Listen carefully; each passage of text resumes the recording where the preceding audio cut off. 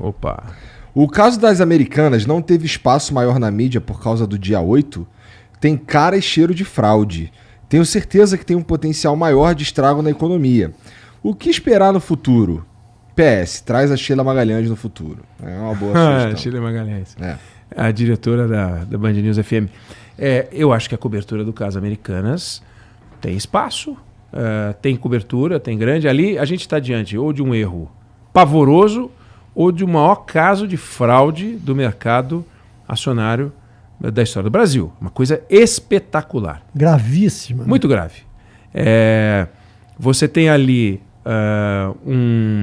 uma prática inadequada e provavelmente criminosa e que vai ser apurada. Não tem como não apurar esse troço. E é interessante, eu falava com o Tramontina aqui antes da gente começar a gravar, né, a transmitir.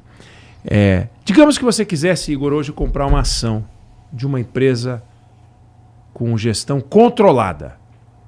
O que ela teria que ter? Um presidente e um diretor financeiro respondendo a um conselho de administração.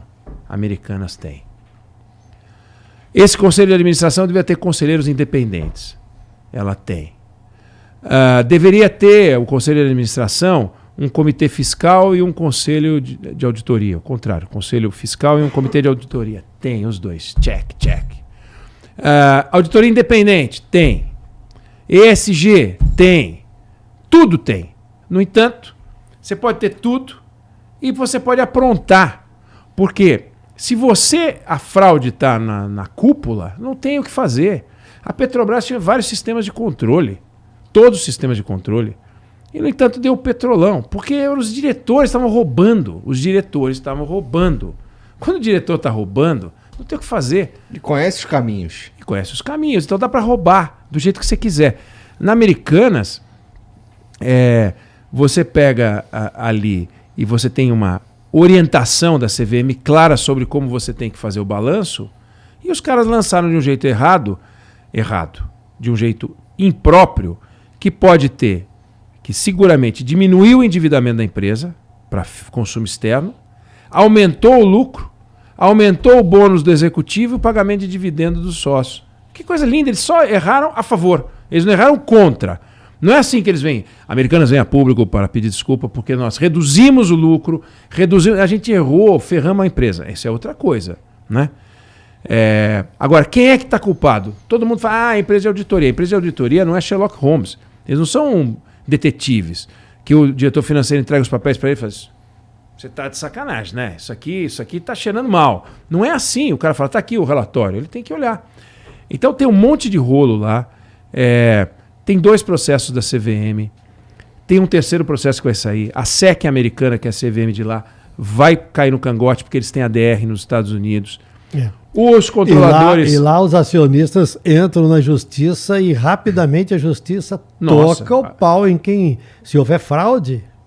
E aconteceu. O bicho pega. Porque o americano sabe que a ação é o maior bem a ser preservado. O dia que você achar que uma empresa de capital aberto, que é uma empresa pública, aliás, em inglês eles chamam de publicly company, ela é aberta, ela é pública, ela é do povo.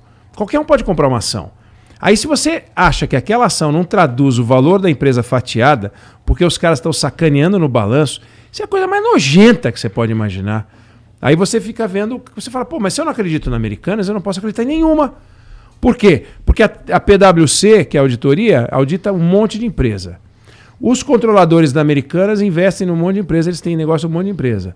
O setor de varejo tem muita empresa de capital aberto. Então o que eu faço? E ela é uma empresa de capital aberto. Então ferrou todo o mercado acionário brasileiro. O Jorge Paulo Lemann, o Marcel Telles e o Beto Sicupira, que são os 3 integrantes do 3G, eles tomaram uma chamada pesada na SEC americana, tiveram que pagar uma multa por fraude no balanço da Heinz, que é uma das empresas do grupo. Uma empresa que o grupo comprou. Uma empresa que o grupo comprou. Eles ali encontraram o rolo, tá lá na SEC, tá? Não é acho. E lá tá é rapidinho, né? Hein? É rapidinho. E rapidinho, não tem lá. conversa. E não tem conversa. Não vai, esse negócio, eles vão chegar. Não dá para esconder. E vão ter que refazer os balanços.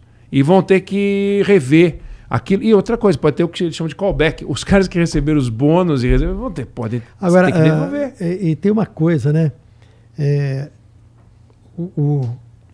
A pessoa que escreveu, né, falou assim, eu acho que está tendo uma cobertura, mas tem uma dificuldade muito grande, por exemplo, em televisão e em alguns lugares você tratar deste assunto é difícil fazer, transmitir essas informações que a gente está passando e todo mundo consegue compreender. Porque é um assunto sofisticado, não é fácil, né? E a hora que você começa, a hora que você desce em detalhes, fica uma informação difícil para boa parte das pessoas. Então isso também limita um pouco o espaço de cobertura de uma parte da imprensa, porque não é mole não. Aliás, hoje eu vi um comentarista falando o seguinte, o mercado financeiro tinha medo dos vermelhos que eram significados que eram representados pelo governo petista. E agora estão com medo dos vermelhos mais capitalistas que existem, os três grandes investidores das americanas, né? E essa fraude, possível fraude, ela é realmente praticada no detalhe. É no detalhe a discussão. É uma coisa chata, porque ela é no detalhe. Você, quando compra algo de um fornecedor, você não está fazendo a sua empresa crescer. Você está comprando porque você vendeu.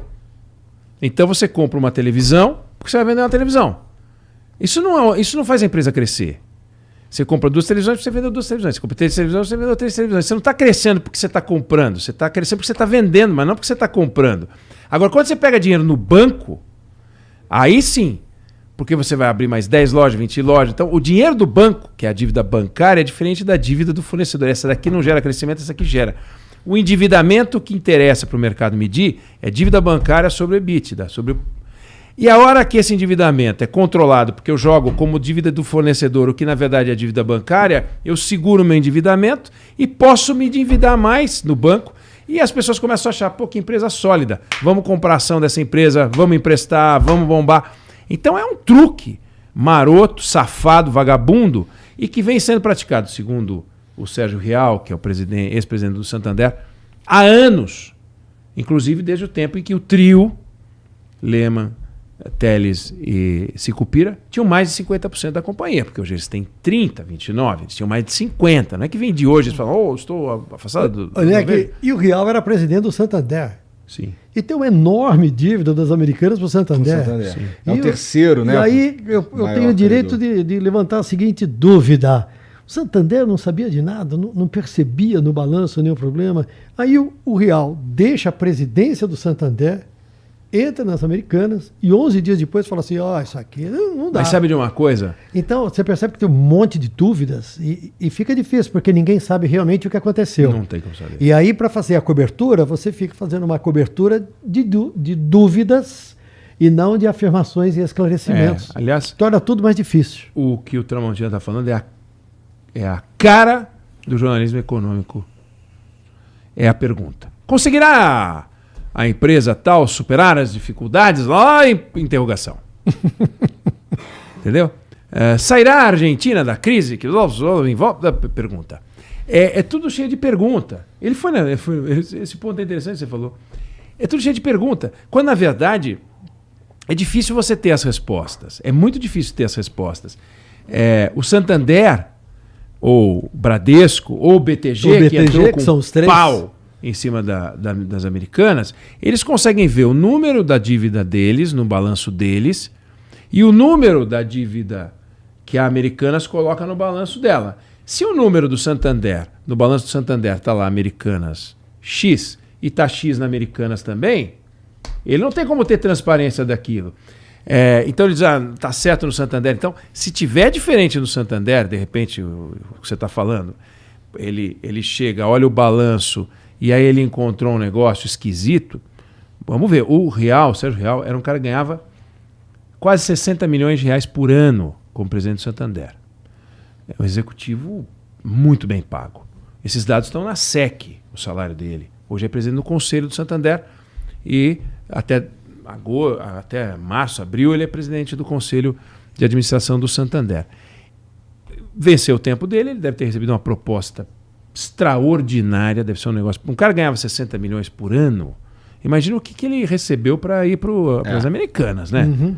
E aí, a hora que ele chega lá, ele tem muito a defender, que é a reputação dele, o patrimônio, e ele olha aquilo e fala, rapaz, o que eu faço agora? Vou sair fora. Vamos sair fora. Aqui, pô. Então essa é o que ele tem dito, é o que ele tem falado, né? Tem gente que diz, não, ele deveria ter comunicado aos acionistas, ter ficado quieto, comunicar aos acionistas e falar, vocês têm que fazer o aporte de capital. Chamar o capital, bota aí 5 bi, 6 bi, 10 bi, não expõe, porque na hora que expuser, você vai comprar nas Americanas, você fala, não, só vou comprar nas outras, porque vai que eles não me entregam a TV. Pronto, acabou tudo, ferrou. Então, tem gente que diz que ele foi precipitado. Eu não sei se existe o crime da precipitação, mas ele protegeu, porque a hora que você entra numa empresa dela, você vira estatutário, diretor estatutário. Diretor estatutário, você responde com os seus bens. Não tem essa de meus bens são separados, você responde com os seus bens. E uma ação trabalhista, qualquer uma ação trabalhistazinha, daqui 5 anos, 6 anos, 10 anos, tá lá você tendo que responder. É um inferno. Então acho que ele olhou e falou, quer saber? Acho que eu tô bem. Tô fora dessa bagunça aí. Fora disso aqui, cara.